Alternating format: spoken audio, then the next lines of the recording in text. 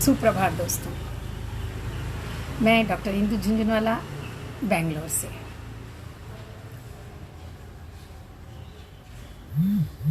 जिसे तुम समझे हो अभिशाप, जिसे तुम समझे हो अभिशाप, जगत की ज्वालाओं का मूल, ईश का वह रहस्य वरदान, कभी मत जाओ इसको भूल।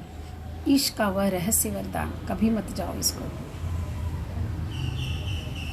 ये पंक्तियाँ कामायनी में जयशंकर प्रसाद जी ने लिखी हैं और श्रद्धा कहती है इस पंक्तियों को। तो जब कामायनी की यात्रा शुरू होती है तो वास्तव में जो कहाँ पहुँचती है कि एक भवन पर टिके मत रहना, वहाँ तक हमें पहुँचना है जिसके आगे राह नहीं है। तो कामायनी की जितनी भी चर्चा करती हूँ, लगता है कि कुछ न कुछ है, बहुत कुछ है, कुछ न कुछ नहीं, बहुत कुछ है जो छूटता जाता है। तो जब मैं कहती हूँ कि कामायनी मनोविज्ञान पर आधारित है, जब हम कहते हैं कि वो दर्शन, उसमें दार्शनिक तत्वों का निरूपण हुआ है, तो एक सवाल उठता है, दर्शन क्या है? जो कल किसी ने मुझसे पूछा कि दर्शन अर्थात तो देखना, तो इस देखने में ऐसी क्या बात है, ऐसा क्या हम देख पाते हैं जिसको हम दर्शन कह देते हैं? हम तो रोज़ भगवान के दर्शन करते हैं, रोज़ मंदिर में जाते हैं, बोलते हैं सुबह सुबह बड़ों का चरण छुओ, उनका दर्शन करो। तो प्रसाद के साहित्य में, कामायनी में दर्शन क्या है? हम जब आध्यात्म में बात करते हैं दर्शन की, तो दर्शन क्या है? तो बड़ा ही सुंदर सवाल था ये, और इसको लेकर के मैंने सोचा कि कामायनी के दर्शन को हम आज खंगालते हैं, टटोलते हैं कि दर्शन उसमें क्या बनता है। कामायनी में दर्शन क्या है और दर्शन वास्तव में होता क्या है? अगर शाब्दिक अर्थ करें ना, तो दर्शन का अर्थ होता है देखना। लेकिन जब हम ज्ञान के अर्थ में इसको प्रयुक्त करते हैं, जब हम अध्यात्म के अर्थ में इसको प्रयुक्त करते हैं, और जब हम व्यवहार से ऊपर उठकर निश्चय नय में जब इसका प्रयोग करते हैं ना, तो दर्शन सिर्फ आँखों से देखना मात्र नहीं होता, होता तो दर्शन का अर्थ देखना ही है। संस्कृत का शब्द है, जो दिखता हो वो दर्शन है। लेकिन कैसे दिखता है, ये बड़ा सोचने वाला विषय है। और बात सिर्फ अध्यात्म की नहीं है, बात सिर्फ धर्म की नहीं है, आम जीवन की भी, कि आम जीवन में आप किस तरह से चीज़ों को देखते हैं। जब आइंस्टीन ने जब पेड़ से फल को गिरते हुए देखा, कहते हैं सेब को गिरते हुए देखा, तो उसने भी इन आँखों से उस फल को गिरते हुए ही देखा था। लेकिन उस देखने में जब आप गहराई से जाते हो, तो जो दिखता है, जो प्रत्यक्ष में दिखता है, उससे जब हम अप्रत्यक्ष की बात सोचते हैं ना, वो दर्शन बन जाता है। और वो दर्शन सिर्फ अध्यात्म का विषय नहीं है। बहुत सारी हमारी, जो मैं कहती हूँ ना कि जिसको कि एक गलत धारणा, एक भ्रामक धारणाएं जो है, कि जब भी कोई बोलता है अरे तुम तो बड़े दार्शनिक होकर बात कर रहे हो, ये जीवन में नहीं चलता। मैं बोलती हूँ दर्शन ही जीवन है। अगर आप दर्शन करते हो, जीवन को अगर आप गहराई से देखते हो ना, तभी तो जीवन बनता है। नहीं तो वो जीवन की तरह नहीं होता। जीते तो सारे हैं, लेकिन आइंस्टीन जैसा व्यक्ति तो कोई एक ही था जो जिया था, जिसने पूरी दुनिया को जीने की राह भी बता दी ना। तो दर्शन जब हमारे जीवन में घुलता है ना, तो वो वास्तव में दर्शन होता है। और सिर्फ उसको धर्म की किताबों में बंद करने के लिए नहीं है। सिर्फ संन्यास के रास्ते पर अध्यात्म में जब जाने की बात लोग करते हैं, तो अध्यात्म और दर्शन को जो जीवन से अलग छोड़ देते हैं, वो दर्शन नहीं है। दर्शन वो है जो हमारे जीवन के हर पल में रचा बसा है। हम जब किसी भी चीज़ को गहराई से देखते हैं, सिंपल में कहूँ तो प्रत्यक्ष, जब हम इन आँखों से देखते हैं, और आँखों से देखकर जो दिल में उतरता है, जो बुद्धि के लिए गम्य हो जाता है, वो दर्शन बन जाता है। तो दर्शन प्रत्यक्ष से अप्रत्यक्ष की यात्रा है। इसमें कोई संदेह नहीं है कि हम कह सकते हैं लौकिक से अलौकिक की यात्रा भी दर्शन ही है। तो आप दर्शन को कहाँ पर आरोपित कर रहे हैं, किस बात पर आरोपित करते हैं, इससे ये बात स्पष्ट होती है कि दर्शन क्या है। सूक्ष्म स्थूल से जब हम सूक्ष्म की ओर बढ़ते हैं ना, जैसे जब सेव को गिरते हुए देखा और वो स्थूल था, उसका देखना स्थूल था, इन नैनों से था, इन नेत्रों से था। तो नेत्रों से जब बात अनुभूति तक पहुंच जाती है, जब हृदय और बुद्धि तक पहुंच जाती है, तो उसको कहते हैं सूक्ष्म की यात्रा। स्थूल से सूक्ष्म की यात्रा, प्रत्यक्ष से अप्रत्यक्ष की यात्रा, वो है दर्शन। और मैं तो ये सोचती हूँ कि अगर आप प्रत्यक्ष से अप्रत्यक्ष की यात्रा नहीं करते हो तो जीवन कैसे जी सकते हैं हम। जब हम बहुत ही सुंदर थाल में सजे हुए ढेर सारे पकवान हमारे सामने होते हैं और हम उनको देख लेते हैं, तो उनका दर्शन तो हमने कर लिया। नहीं, वो दर्शन नहीं हुआ, वो सिर्फ नेत्रों से देखना हुआ। वो दर्शन की पहली सीढ़ी थी, पहला कदम था। वो भी दर्शन था लेकिन पहला कदम था। जब आप उस भोजन को देख करके उसके अंदर जो रस है, जब आप उसको अपनी जिह्वा पर रखते हो और उस रस की जब आप अनुभूति करते हो और जब वो आपके भोजन पेट तक जाता है और जो आप जिस संतुष्टि का अनुभव करते हो, बहुत आम भाषा में कहूँ तो ये दर्शन है। बहुत आसानी से समझ में आने वाली चीज़ कि भोजन हमारे सामने, रसगुल्ला हमारे सामने रखा है, वो एक दर्शन की पहली सीढ़ी है। उसको जब हम जीभ पर रखते हैं और उसका स्वाद महसूस करते हैं, वो दर्शन की दूसरी सीढ़ी बन जाती है। और दर्शन की तीसरी सीढ़ी, जब हम उस आनंद को, उस संतुष्टि को अनुभव करते हैं, जब वो पेट में जा कर के हमारे पेट को भी संतुष्ट करती है, हमारी बुद्धि को और हमारे हृदय को और हमारी जिह्वा को संतुष्ट करती है। तो दर्शन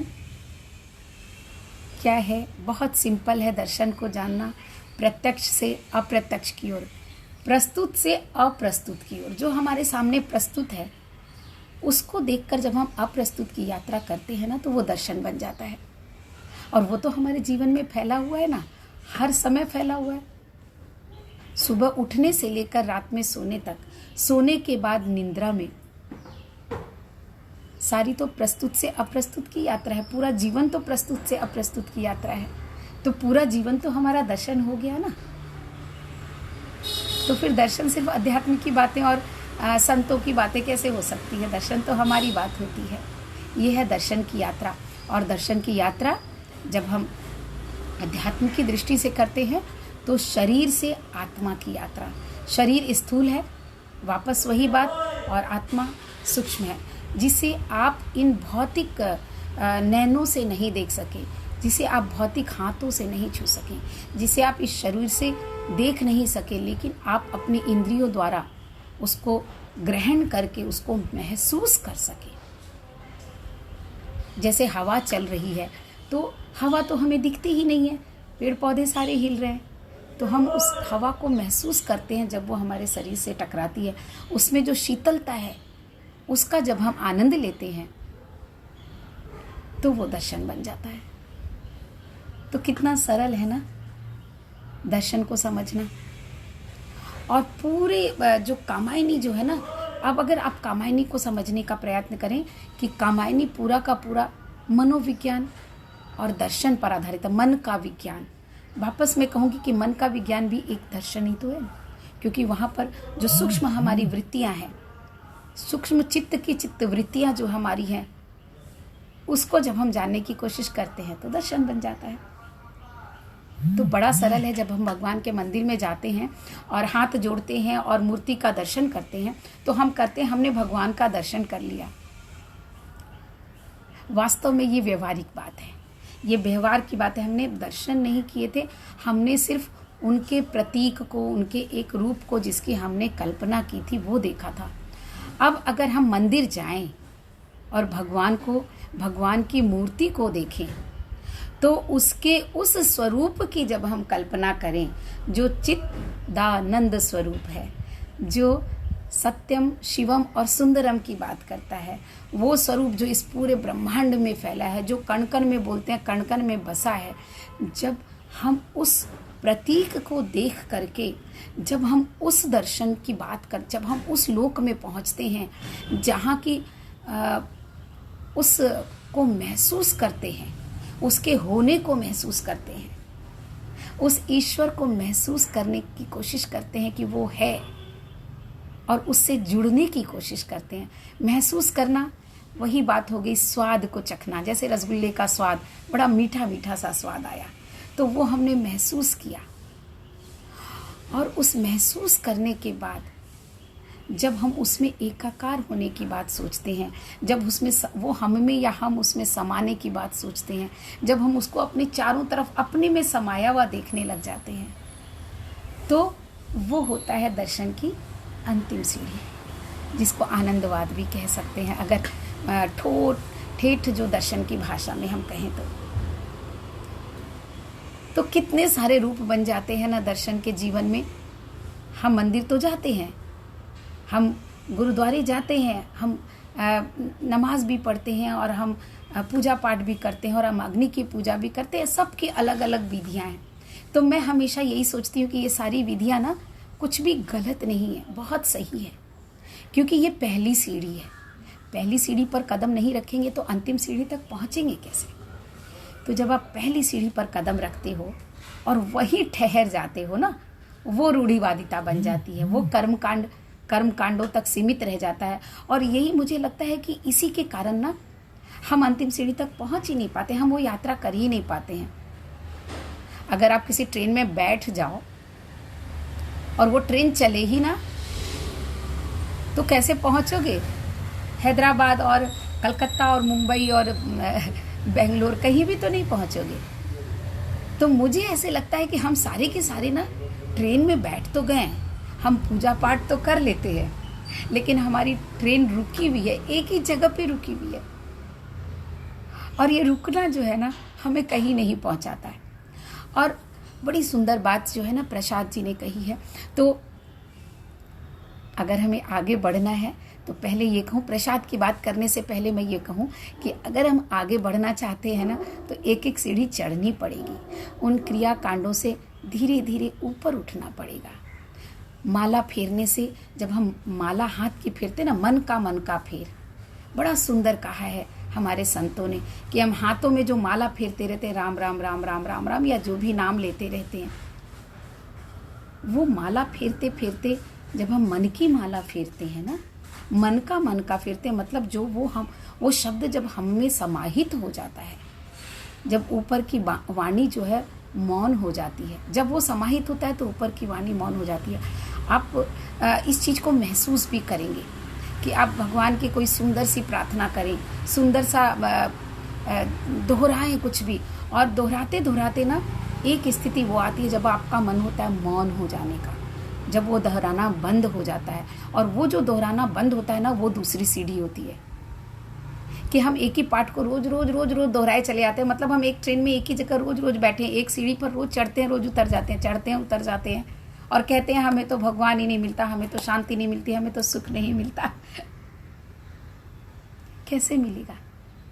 क्योंकि हम आगे तो बढ़ते ही नहीं है। तो जब ये मौन की स्थिति बनती है ना, किसी पाठ को दोहराते समय, वो स्थिति दूसरी सीढ़ी बनती है। और वही मौन जब एक अनहद नाद में गूंज जाता है, तो वो कहीं ना कहीं अंतिम सीढ़ी की ओर हमारा कदम होता है। उस अनहद नाद को जब हम महसूस कर लेते हैं ना, तब हमारे लिए ये सारी क्रियाएं जो है ना, ये निरर्थक सी ही हो जाती हैं। एक तरह से मैं कहूँ तो निरर्थक हो जाती है। हम उसको करते तो हैं, और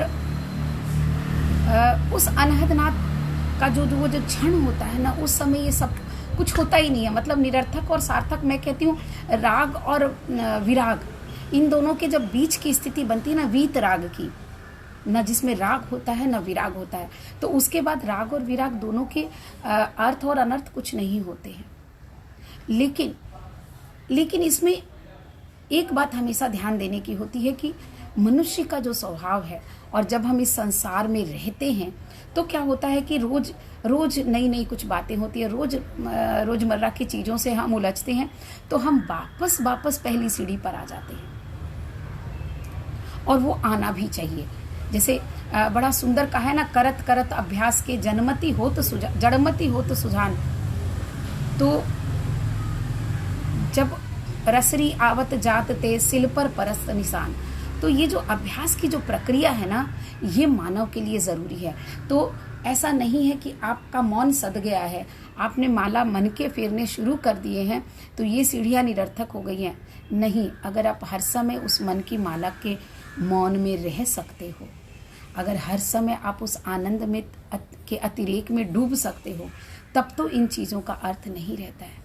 लेकिन संसार में रहते हुए इस स्थिति तक पहुंचना और उसके बाद उसमें रह जाना, टिक जाना, उस अंतिम सीढ़ी तक पहुंच जाना, ये थोड़ा कठिन होता है। और इसलिए इन पहली सीढ़ी का महत्व हमेशा जीवन में बना रहता है। तो मैं कहती हूँ हर रोज आप पूजा पाठ जरूर कीजिए, लेकिन थोड़ी सी दृष्टि को अपने बदल कर कीजिए। जब आप ईश्वर से मिलते हैं तो उनसे बातें कीजिए, उनसे अपनी बात कहिए और देखिएगा कि वो आपसे अपनी बात कहते हैं। आप सुनने की कोशिश करोगे ना तो वो सुनाते हैं। आपके हृदय में उन सारे सवालों के जवाब पता नहीं कहाँ से आ जाते हैं, आपको लगता है पता नहीं कहाँ से आ गए। और कभी कभी जब अहंकार होता है तो आदमी सोचता है, ओह मैं इतना समझदार हूँ, देखो मेरी बुद्धि इतनी तेज है। आपकी बुद्धि तेज नहीं थी, बुद्धि तो सब में वही होती है। हर व्यक्ति को ईश्वर ने हृदय और बुद्धि दी है, हर व्यक्ति के पास वो सब कुछ है। जो मेरे पास है वो आपके पास भी है, हर किसी के पास है। लेकिन बात वही आ जाती है कि किस एंटीना खोलने की, जब एंटीना कितनी जल्दी किस चीज़ों को ग्रहण करता है, और वो ग्रहण करता है मौन में, शांति में।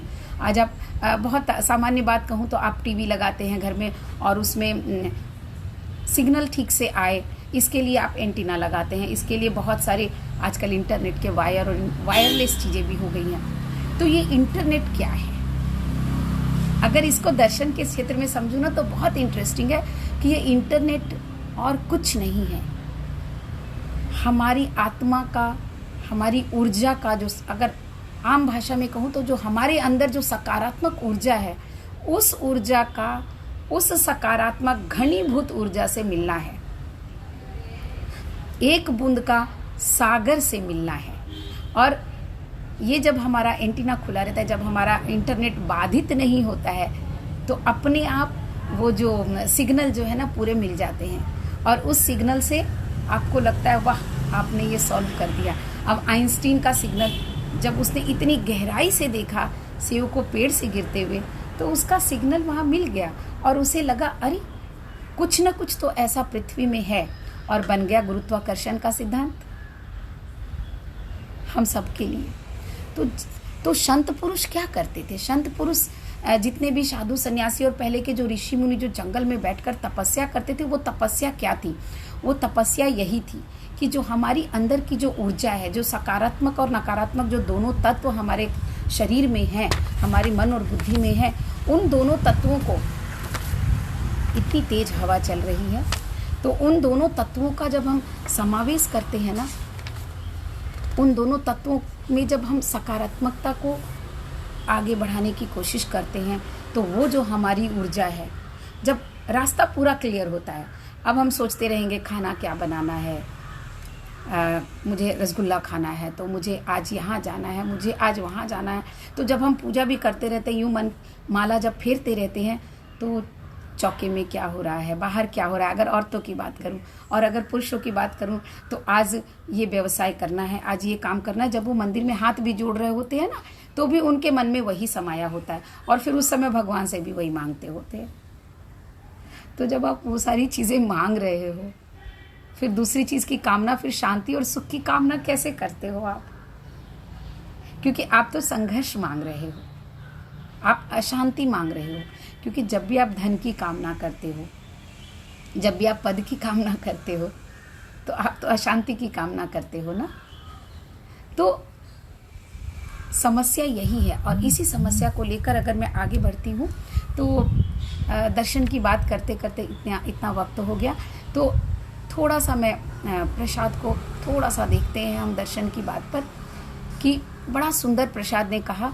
इन्हीं सारी स्थितियों पर देखते हुए प्रसाद ने जो कामायनी में जिस दर्शन की बात की है, वो दर्शन हमारे जीव जगत का दर्शन है, हमारे व्यवहार का दर्शन है, हमारे समाज का दर्शन है, व्यक्ति का दर्शन है। उन्होंने व्यक्ति और समाज के बीच में जो समरसता है, जो सामान्यजस है, उसकी बात की है। और दर्शन सामान्यजस दर्शन से ही आता है। तो आप देखिए कि बड़ा सुंदर कहा है, ज्ञान दूर कुछ क्रिया भिन्न है, कब इच्छा पूरी हो मन की, एक दूसरे से न मिल सके, ये विडंबना है जीवन की। तो पूरे जीवन की मैं कहती हूँ विडंबना यही है कि ज्ञान दूर कुछ क्रिया भिन्न है। हम समझते कुछ और है, हमारा ज्ञान कुछ अलग है, और हम जो करते हैं वो उससे बिल्कुल विपरीत करते हैं, क्रिया भिन्न हो जाती है हमारी। कब इच्छा पूरी हो मन की, तो इच्छा कब पूरी होगी, हमारे मन की इच्छा कैसे पूरी होगी, जबकि हमारा ज्ञान कुछ कहता है, हमारा कर्म कुछ कहता है, और हमारा दिल कुछ और चाहता है। तो जब तक बुद्धि और मन का, हृदय का समन्वय नहीं होगा, तब तक इच्छाएं पूरी नहीं हो सकती। और जब तक इच्छा पूरी नहीं होती, एक दूसरे से न मिल सके, ये विडंबना है जीवन की। और हमारे जीवन की विडंबना यही है कि ज्ञान, इच्छा और कर्म, ये तीनों एक स्थल पर मिलते नहीं है, इनमें सामान्यजस स्थापित नहीं होता है। और इस सामान्यजस की बात, पूरा कामायनी जो है इस सामान्यजस की बात बताता है। चाहे वो अध्यात्म की दृष्टि से ले लें, या आप व्यवहार की दृष्टि से ले लें, आप व्यक्ति की दृष्टि से ले लें, या समाज की दृष्टि से ले लें। इस सामान्यजस को अगर हम समझ लेते हैं, तो मुझे लगता है हमारे जीवन की जितनी भी कठिनाइयां हैं ना, वो खत्म हो जाती हैं। क्योंकि सोचते तो हम बहुत अच्छा हैं, बहुत सुंदर सोचते हैं, लेकिन जब कार्य रूप में उसको परिणित करने की बात होती है, जब कर्म की बात होती है, तो कुछ दूसरा ही कर्म करते हैं। और चाहत तो बहुत अलग होती है। तो चाहना, ज्ञान द्वारा जानना, और फिर उसको करना कर्म के द्वारा, जब ये तीनों समानांतर चलते हैं ना, तब जाकर हम उस आनंद की, उस सुख की प्राप्ति कर सकते हैं। आम जीवन की भाषा में कहूँ तो उस सुख को पा सकते हैं, उस संतोष को पाते हैं जो कि हम खोजते रहते हैं, जो हम मंदिरों में, मस्जिदों में, और जिनका जैसे मन होता है। जैसे कुछ लोगों को पिक्चर देख के बड़ा आनंद आता है, कुछ लोगों को गाने सुन के बड़ा आनंद आता है, कुछ लोगों को भजन गा के आनंद आता है। लेकिन ये जो देखना, गाना और सुनना है ना, वहीं पर ठहर जाते हैं हम। वो हमारी पहली सीढ़ी होती है और वहीं रुक जाते हैं, तो हम उसके आगे नहीं बढ़ पाते हैं। जब हम गाने भी सुनते हैं तो उसमें अगर हम पूरी तरह से लय हो जाते हैं, एक काकार हो जाते हैं। जब हम भजन करते हैं तो किसका भजन कर रहे हैं, उस ईश्वर की स्तुति अगर कर रहे हैं, तो उस स्तुति में अगर हम लय हो जाते हैं, तो धीरे धीरे वो भजन जो है ना, हमारी आत्मा का भोजन बन जाता है। और जब हमारी आत्मा का भोजन बन जाता है ना, तो हम दूसरी सीढ़ी पर पहुंच जाते हैं। तो देखना एक बात है, और दर्शन जब हम उसको कह देते हैं तो वो दूसरी बात बन जाती है, वो हमारी आगे की सीढ़ियों की बात हो जाती है। और ये विषय बहुत गहरा है और बहुत आम भी, समझना हो तो बहुत आसान सी बात है। और गहराई में उतरें तो बोलते हैं ना, जितनी गहराई में जब आप उतरते हैं तो सागर में मोती, अगर मोती पाना हो तो गहराई में उतरना पड़ता है। जिन खोजा तिन पाइया, गहरे पानी पेट। तो जब तक हम गहराई में नहीं उतरेंगे ना, चाहे वो रोज़मर्रा का खाना ही क्यों ना हो, हमें ये पता है कि नमक, हल्दी, मिर्ची, धनिया ये सब डालते हैं और सब्जी स्वादिष्ट हो जाती है। लेकिन सिर्फ डालने से स्वादिष्ट नहीं हो जाती है, उनकी मात्रा कितनी होनी चाहिए, वो कितना पकना चाहिए, उसमें किन किन चीज़ों का सम्मिश्रण होना चाहिए। जब इसको हम सोचते हैं ना, तो ये दर्शन बन जाता है। तो बड़ा आसान हो जाता है दर्शन को समझना। तो मैं आपसे बात करने बैठी थी कामायनी के दर्शन की, लेकिन उसके पहले जो दर्शन के बारे में जो एक प्रश्न था, उसको बताते बताते मैं आपके चौके तक और अपने चौके तक भी पहुंच गई और अपने व्यवसाय तक भी पहुंच गई। कोई बहुत अच्छा व्यवसायी भी होता है ना, तो वो भी व्यवसाय अच्छा तभी कर पाता है जब वो उसमें डूबता है, और वो डूबता है का मतलब है कि उसमें गहराई तक जाता है। तो जब आप गहराई तक उतरते हो ना, जो डूबा वो ही तिरता, तिरने वाला डूब गया। तो मेरी एक बड़ी लंबी सी कविता है, जिसको बूंद से सागर सक या समद समाना बूंद में, जो मेरी तीसरी पुस्तक है उसकी अंतिम कविता और उसकी टाइटल कविता है, उसकी ये पंक्तियाँ थी कि जो तिरता, जो डूबे वो ही तिर जाता, तिरने वाला डूबने, मुझे पंक्तियाँ याद नहीं आ रही हैं पूरी, लेकिन वास्तव में जीवन में जो है ना, जो डूबता है वही तिरता है। अब वो डूबना आप पर निर्भर करता है कि आप किस चीज़ में डूबना चाहते हो। बोलते हैं ना, दीवानेपन की हद तक, अगर किसी को चाहते हो तो दीवानेपन की हद तक चाहो, तभी वो मिलता है। तो दीवानगी जो है ना, डूबना है, दीवाना हो जाना है, किसी भी रूप में उसको ले लीजिए। और जब हम डूबते हैं तो वास्तव में मोती तो हमें मिलते हैं। तो ये दर्शन की यात्रा है, बहुत सुंदर यात्रा है, और इस यात्रा को अब हम कामायनी के अर्थ में फिर देखेंगे, क्योंकि मैं देखती हूँ कि वक्त हो गया है, और कामायनी में दुख सुख की बात, जीवन जगत की बात, सारी बातें आती हैं दर्शन के रूप में। और उसको समझ लो ना, तो ऐसे लगता है कि बहुत सारी चीज़ें जो है जैसे धुंध छट गया हो, सूर्य के आगे जैसे बादल आ जाता है, और थोड़ी देर के लिए जो सूर्य छिपता है, जब बादल हटता है तो वो किरणें अनायास ही ज़मीन पर आ जाती हैं। तो जब हम दर्शन की दृष्टि से किसी चीज़ को देखते हैं ना, तो वो सूर्य बन जाता है, उसकी किरणों को हम महसूस कर पाते हैं। आज के लिए बस इतना ही, बहुत सारा वक्त हो गया, और बहुत सुंदर सी यात्रा थी, दर्शन की यात्रा, जिसको हम फिर करेंगे। आपका दिन बहुत सुंदर हो, बहुत उज्जवल हो, और आप अपने देखने को, अपनी दृष्टि को देखिए, दर्शन से ही दृष्टि शब्द भी बना है, तो आप अपनी दृष्टि को दर्शन की ओर लें, दर्शन की निगाहों से आप चीज़ों को देखना शुरू करें, और आपकी दृष्टि जो है दर्शन को समझेगी, जानेगी, और आपका जीवन आनंदमय हो जाएगा। गहरे में उतरने की कोशिश करें। बस आज इतना ही। बहुत बहुत धन्यवाद आप सभी का। आपका दिन बहुत मंगलमय हो, बहुत सुंदर हो, बहुत आनंदमय हो।